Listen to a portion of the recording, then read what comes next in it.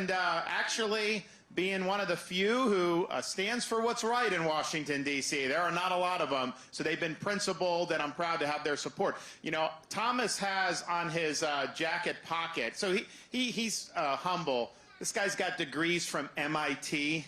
He's got patents to his name. In Kentucky, he lives on his own property with no electric grid. He powers it all through batteries and solar and all this stuff. So, but he engineered a national debt clock to go that he wears on his jacket lapel. So he will go on the halls of Congress while these guys are voting to plunge us deeper into debt. That debt clock will remind them that, you know what, this has consequence as it goes up. So he brought, we were in New Hampshire a couple weeks ago, and he brought one for me, and so I had it. But, you know, I told him, I said, can you engineer a debt clock for the state of Florida? Because if you did a debt clock for the state of Florida, it wouldn't be counting up, it would be counting down, because we're paying off debt in Florida.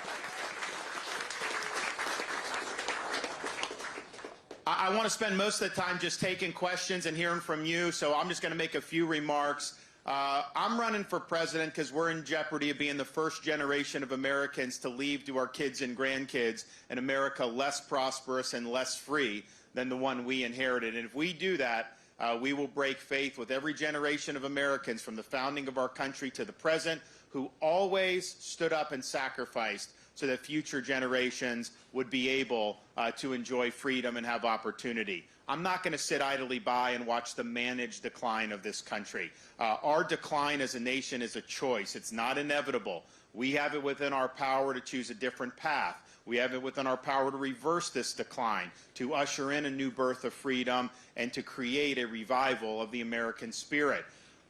This primary is very simple. This caucus is very simple, the choice. Donald Trump is running for his issues. Nikki Haley is running for her donors' issues. I'm running for your issues, your family's issues, and I'll be solely focused on turning this country around. And that's what we need.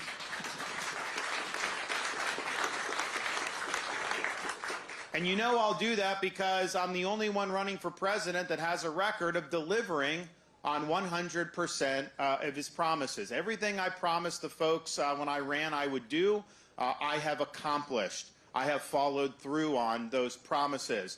And if you think about, we had this CNN town hall last night, and the moderator, her name is Caitlin Collins. I know Nikki Haley thinks she's an Iowa basketball player. We know that's not who the same person is. But she asked me about birthright citizenship for illegal aliens. Like, I don't think if you come across the border illegally and you have a kid that entitles you to birthright citizenship. I think that's a misapplication of the 14th Amendment. And so I've said, you know, we'll do an executive order. We're going to challenge that conception because it's an incentive for people to come illegally when you have that. Well, you know, Donald Trump, he ran in 2016 saying he would do an executive order to stop the birthright citizenship. Literally, all he had to do was sign his name in order. 4 years go by. Did he ever put his John Hancock on an executive order about birthright citizenship? Never. Okay, he didn't follow through. But what is really problematic is he's running now in 2024 promising that he will sign an executive order about birth. And it's like, if you didn't do it the first 4 years, what kind of confidence do we have to know you're going to do? And I look at the border and how bad that is. And yes, you know, the blame goes on Biden's shoulders. But let's just be clear. If Trump had built the wall like he promised, Biden would not have been able to bring in 8 million people. That's the whole point of a wall. It prevents an invasion of your country. So I'm the only one that's delivered on 100%. And I don't say things lightly. There are certain things I could promise you that sound good that I know I wouldn't be able to follow through on. So what I say, I have a plan to do it, and we'll deliver it. I'm also the only one running. If you look at who's causing all these problems in this country on the political left, I'm the only one that's beaten these people time and time again. If you look in Florida, we beat the teachers union on universal school choice and on stopping the forced union dues. We beat Fauci on COVID to make sure that our kids were in school and our economy was open. We beat George Soros on crime by removing 2 of the radical left prosecutors that had gotten elected in the state of Florida but were not willing to enforce the law. We beat the Democrats on election integrity. You now have in Florida no ballot harvesting, universal voter ID, no Zuckerbucks, and even an office to prosecute election crimes in state government. And we beat the left and have been sued by the ACLU on banning China from buying land in the state of Florida. No land near military, none of that. So we need to win again as Republicans, and yes, win the election. And Chip mentioned how, in spite of what pundits were saying when I was running for re-election, I won the biggest Republican victory in the history of the state of Florida in the governor's race. And we did that not by being mealy-mouthed, not by putting your finger in the wind. We did that by governing in bold colors, not pale pastels. We stood for something. We fought for people. And they responded by coming out in droves and delivering us that historic victory. So, yes, we need to do that going forward.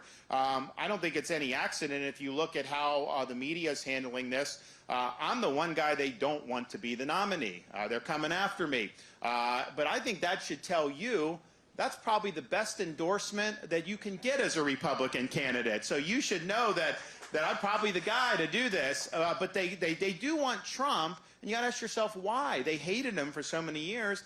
It's because they know that when the primaries end a couple months, if Trump's the nominee, they've got a playbook that they're going to be able to use. They're going to make the election about him, the legal issues, the court cases, January 6th, all these things. And you know what?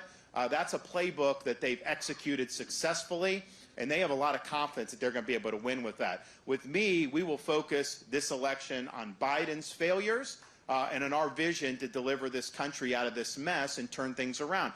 We win when that's the case. That's going to happen. So I have the record of proven to do that. But even more importantly, you can get into office. You can't be a potted plant. You can't refuse to follow through on these things. This is the time where we have to deliver. If we don't deliver and solve all these problems now, we're never going to get it done. We've got to stop the border now. I will do that. We've got to stop this massive bureaucracy, reduce the size and scope of government. I will do that. We got to stop the runaway fiscal insanity. I did it in Florida. We'll do it we have to do it now. So now's the time for choosing, and we're going to get that done. And I'm happy to take questions, but I'm motivated for this fight because I got people coming at me from all angles, and there have been more money spent against me than have been spent against both Trump and Biden combined in 2024. Now, I'm not sure, how credible a lot of these attacks are. I think Iowans are very smart, and I think when they see this stuff, I think they're like, yeah, they know where that's coming from. And oh, by the way, I don't care what Nikki Haley says. Iowans don't need to be corrected on anything with how they vote. We got to just stop with this nonsense.